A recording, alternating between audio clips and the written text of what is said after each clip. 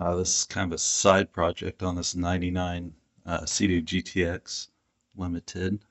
We got a really faded display, really sun faded. Um, if I hit the button, it should kind of light up. So you see like the warning light coming on. And you can see the display if I hold a light up to it, but just in normal light, it's really hard to read. That comes from kind of the polarizing film gets kind of sun faded, sunburnt over the years. So we can take the gauge apart and replace that film, and that's what I'll be doing on this video. Unfortunately, getting the gauge out involves kind of dismantling the whole hood assembly because you have to take the entire wire loom out all the way to the MPEM down here. That's the kind of engine computer, if you don't know what it is. So basically, this entire section of wire has to unplug from here. You have to remove it all the way up through the hood, and it's permanently attached to the gauge up in here. So I'll rip all this apart off camera and show you what I'm talking about. Once you get the under panel off, you can see how that wire is routed up into these connectors.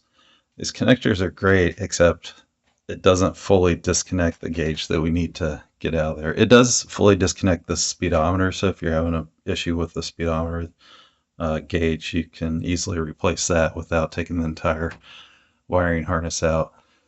Our next step is there's a couple 10mm bolts up here, and then I think it's just this guy down here that have to come loose so that you can pull this kind of sub-assembly off, I guess you'd call it. And also I'll go through and cut all the zip ties that are holding all the wiring in there. Alright, I got all those fasteners out. One thing I failed to mention is sometimes there's small screws up here. It really depends on the age of the vehicle and how many times it's been disassembled and reassembled. A lot of times those are broken off, so they may be there, they may not be. I did have one still remain in this one. You can see the underside of the gauge cluster now. This bigger one is the one that we're after. This is the back of the Speedo, which we won't mess with. To get it out, you just kind of have to pop it out of this rubber ring here. It's not too hard to get out of there. It shouldn't be too hard. It's just kind of stuck in there. And then once we get it out of there, I'll show you how to disassemble it and then replace the polarizing film. Alright, I've got my bench cleared off a little bit now. Usually it's an absolute mess, so sorry about that. But we got it here on the bench. A lot of times there's a metal kind of just chrome ring around here that's been clamped on here, clamped on both sides. This gauge has been taken apart before. I don't know if I did it, but somebody did. But it looks like the face or the lens has been glued on here. I don't know what it was glued on with, but hopefully we can just kind of heat it up with a heat gun and pop it off there. If not, it's going to get a little messy, but I'm going to give it a shot. The heat gun worked well, getting the lens off.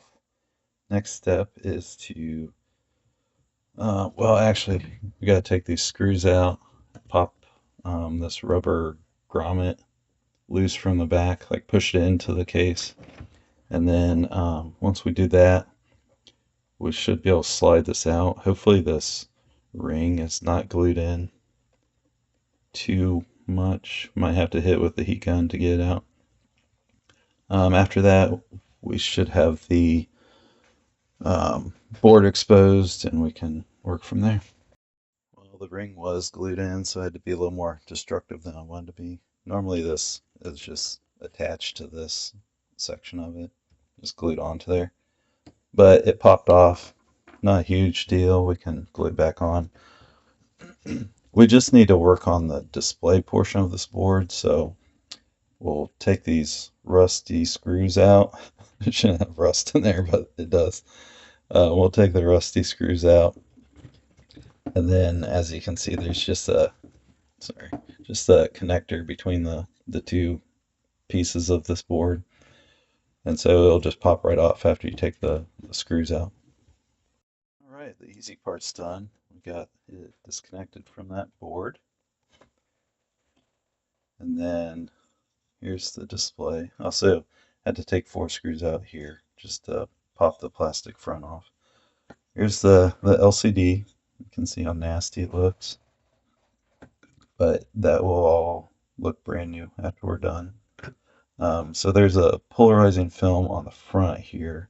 I think I've had this apart and I replaced the front one, but the back one, the way you replace it is by desoldering all these pins and then popping that thing off and then peeling the old one off.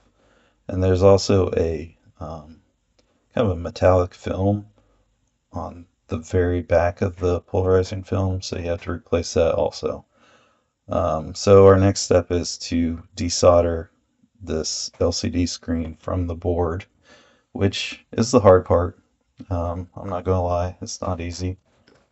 It'll take some time, but you just gotta be careful. Try to use a lot of wick, soldering wick, or if you have a hot plate, it really helps out a lot. I don't have that, so I'm just going to go through and just manually do everything. Hot air may help too, but I don't have that either. So I'm just going to go through with my soldering iron and desolder this thing. All right, I got it desoldered. Now we just have to strip the film off that side, and then that's kind of the shiny film that I was talking about. We'll replace that with some aluminum tape. Oh, seems to work fine. I've done on other cages, but we got to peel that off and peel the layer of polarizing film off that. And then you can see the board here. This is the side the display goes on, and that's the back side there. Once we replace the films and the full tape or foil backing, we'll solder it back on. All right, I got both sides cleaned off. I'll do a final cleaning before final assembly, but got all the film off and everything. And then I just have this polarizing film that I got in bulk somewhere. Um, I don't remember where I got it. Probably just off Amazon or something. But basically, the important part is you want to have the inner side 90 degrees to the outer side. That's just how the polarization works. Um, and I've labeled this outer and inner, but I did that last time I did one of these gauges, and I found that I actually swapped them. So if you're wearing polarized sunglasses on the gauge that I did the last time, you can't see the display because the polarization is backwards.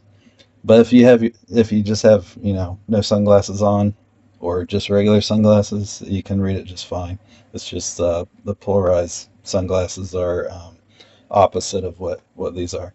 So this time I'm going to do the inner. So this was this way. I'm going to do inner and outer. So it should work out correctly that way. Um, and then for the shiny stuff behind, the last layer on the back side to reflect all the light back through, I found just using this foil tape, just a HVAC foil tape, um, just stick it on the back side. It works out just fine. So that's what I'm going to do. So here it is with the two polarizing films on um, and the silver on the back. And you might think, oh my gosh, that thing doesn't look that great. And surface level, it doesn't look perfect, but once you get in the gauge and once you get it all powered on, it really doesn't look too bad. Um, you'll see in just a little bit once I have it all buttoned up and have it on the bench here testing it. You'll see what it looks like. And I think they turn out pretty good for what it is. I got it all soldered back in, got it connected to the main board. Looks pretty good. Now, before I fully reassemble it, I like to test everything. So to do that, I need to power this connector, purple and black. Black is ground or negative, purple is positive. And you also have to power up the red wire with a purple stripe, and that's main one. I can't find them. Oh, there's a purple stripe. So just shove a wire in there and power it up the same. I like to fuse everything, and then once we connect this wire up to the positive side of the battery, we should get a display. And we'll go ahead and do that now. And there it is. Looks good. And the way you can figure out which wires to hook up is you can download these PDFs with wiring diagrams and the full service manual. And you'll see right there, you got the purple and black coming in from power supply. And then it also needs that battery wire hooked up. That's the red purple there. So there you have it. All right, got reinstalled. All looks good. It's all hooked up. And here we go. We'll turn it on. Look at that. Crystal clear gauge. Works perfectly. To show that it does work with polarized sunglasses.